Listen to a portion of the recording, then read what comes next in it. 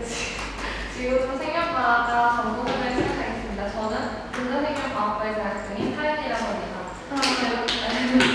먼저 전공 설명 시작하기 앞서 먼저 어떻게 발표할지에 대해서 자세하게 간략하게 설명해 드릴게요. 첫 번째로는 생명과학과 도대체 뭘 공부하는가에 대해서 설명해 드릴 거고, 두 번째로는 또 무엇을 배우나, 그리고 세 번째로는 이제 여기에 진학을 했는데 도대체 뭘 하고 먹고 사나, 그리고 마지막으로는 어떤 자질이 필요해서 어떻게 돼야 하나, 이런 문제에 대해 설명해 드리는데요.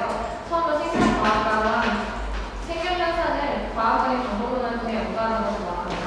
여기서 생명현상은 여러분들이 그냥 딱 들으면 알다시피 생명체 내에서 일어나는 모든 현상들을 말하고, 그다음에 과학적인 방법론을 위한 좀 어려운 말을 써놨는데, 여러분들이 흔히 알다시피 뭐 관찰한다거나 아니면 어떤 실험을 한다거나 등의 방법을 통해 연구하는 것을 말합니다. 근데 생명과학과를 설명을 하면은 가장 여기 진학하고자 하는 학생, 그리고 진학하고자 하지 않는 학생 모두가 헷갈리는 개념이 생명과학과 무엇이 다른가가 가장 헷갈릴 텐데요. 그래서 생명과학과에 대한 설명을 자세하게 해드리자면, 먼저 생명과학과는 좀 더 생명과학과랑 다르게 순수한 학과라고 할 수 있습니다. 그냥 순수하게 얘는 왜 그러지?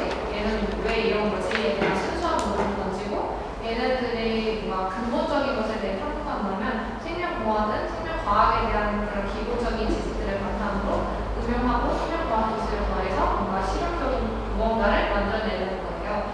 그래서 생명과학과 모두가 공부를 하고 있는 유전자에 대해서 예를 들어드리자면, 유전자를 생명과학과에서는 유전자는 뭐 생명체 내에서 어떠한 역할을 하고, 얘는 어떻게 발현이 되고, 얘는 생명체 내에서 어떤 식으로 우리 눈에 들어가게 되는가에 대해 배우고, 생명과학과는 얘네들은 이랬는데 결국 우리는 어떻게 써먹을 수 있을까에 대해서 배우는 거예요.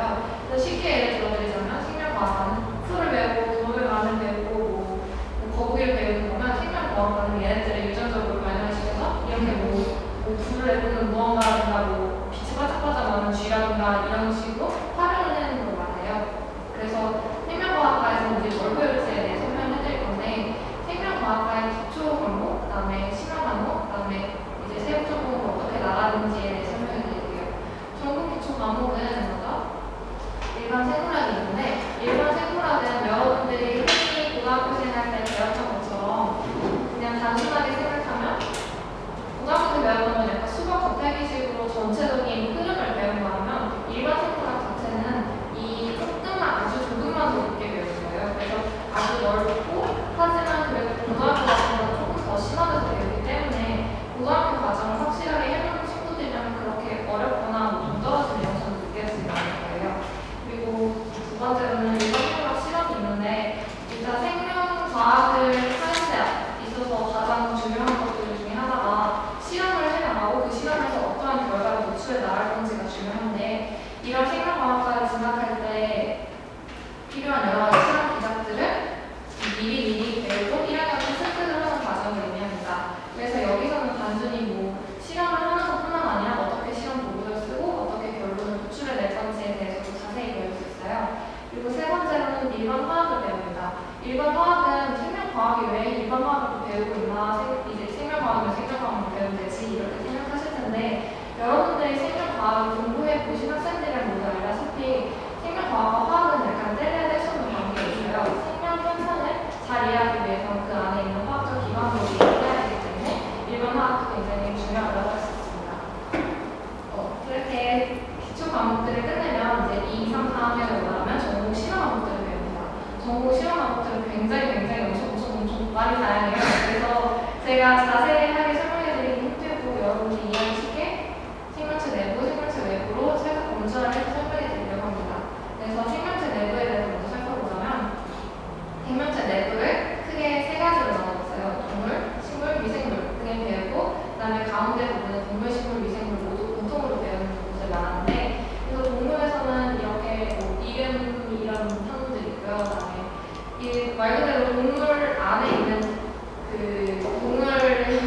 동물에 연구할 때 동물은 뭘로 이루어져 있고 어떤 기관들이 있고 어떤 행동을 하는가에 대해서 배우는 것도 있고, 아니면 어떤 기관들을 이용해서 어떻게 살아나가는가에 대한 배우는 것도 있고, 그 다음에 식물에서는 이런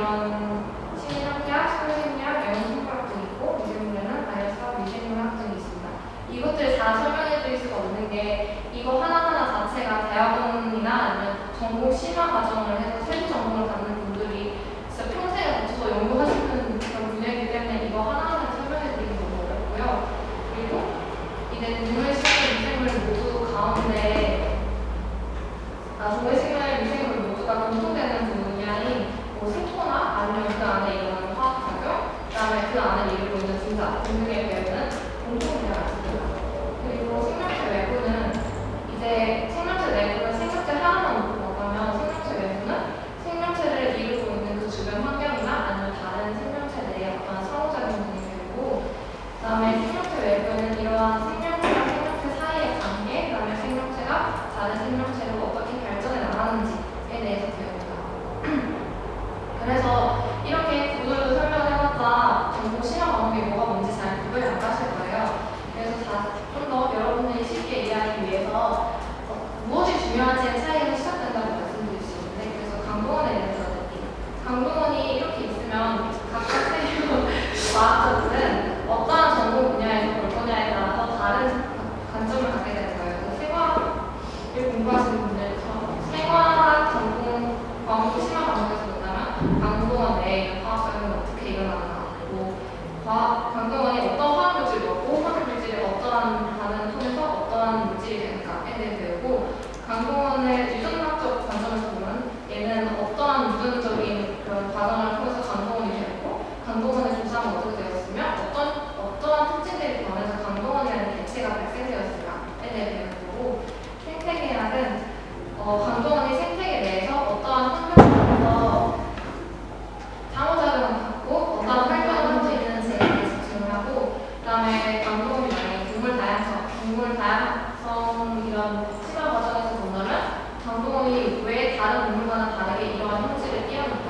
그 다음에 어떻게 발전해 나가서 후에는 어떠한 형질이 자손에게 물려받을 수 있는 것인가에 대해서 배우는 거예요. 그래서 이렇게 전공 심화 과정까지 모두 공부를 하게 되면은 대학교를 졸업하면 다른 직업을 갖게 되잖아요. 근데 솔직히 말하면 생명과학과의 진로는 대학을 졸업해서부터 시작합니다. 그래서 대학교를 졸업하고 나면 보통 이게 자연대 같은 경우에는 대학교 졸업에서 그치는 것뿐만 아니라 이게 대학원 과정은 거의 필수적으로 거쳐야 들어갈 수 있는데요.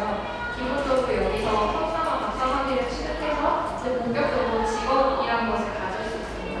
그래서 가장 여러분들이 생각하기 쉬운 직업이 연구원이 있는데요. 연구원은 여러분들이 생각하는 그런 기업에 들어가서 하는 것뿐만 아니라 국공립에 있는 다양한 연구기관이나 아니면 보건 환경, 아니면 질병관리국부 이런 식의 질병을 연구한다던가 아니면 그냥 농림수산청 같은 데서 식물 종들을 연구한다던가 등의 다양한 직업이 있고요. 그 다음에 다른 전문직도 있습니다. 생명과학과를 배워서 생명과학에만 집중할 것이 아니라 이걸 활용하는 다양한 직업들이 있는데, 아니면 단순하게 내가 환경학을 공부했으니까 환경 쪽에 대한 운동가가 될 수도 있고, 아니면 더 심화해서 공부해서 교수가 될 수도 있고, 아니면 이러한 생명과학 지식을 바탕으로 어떤 글을 쓰는 작가가 될 수 있다던가, 생명과학적인 그런 지식과 정보를 바탕으로 다른 분야로 나아갈 수 있다고 할 수 있습니다. 그래서 생명과학부가 이제 되고 싶은 학생들이 조금 있을지도 모르겠는데, 제가 생각하기에 생명과학을 배우려면 가장 중요한 4가지가 있다고 생각해요. 호기심, 그다음에 인내심, 감수사고, 그리고 생명윤리가 있는데, 호기심과 인내심은 여러분이 알다시피 그냥 생명과학을 공부하는 사람들이면 누구나 갖고 있어야 되는 거예요. 그래서 호기심은 기본적으로 왜 생명과학과에 보게 되었는지를 생각하면 아마 여러분들이 모두 쉽게 생각할 수 있을 텐데, 아마 생명과학을 연구하는 학생들이랑 생명체에 어떤 기사들이 일어나는지, 그리고 왜 이것들을 공부해야 되는지에 대한 호기심을 확실하게 갖고 있는 게 좋을 것 같아요. 그리고 인내심이 있는데, 공대도 물론 힘들지만 자연대도 나름 힘들다고 자연대생들이 굉장히 징징대면서 말을 하는데, 자연대생도 나름의 고통과 그 실험을 하면 또 실험이 나올 때까지 도전을 해야 되고, 결과 보고서도 엄청 쌓이고 이런 것들인데, 이것들을 다 참아내고 그다음에 계약서 과정도 거쳐야 되기 때문에 여러 인내심이 필요하다고 할 수 있습니다. 그리고 과학적 사고는 기본적으로 이공계생이라면 모두에게 어떤 이걸 과학적으로 접근할 수 있을까에 대한 것들이 필요한 거고요. 그다음에 생명윤리 같은 경우에는 생명과학이 사실상 생명과학을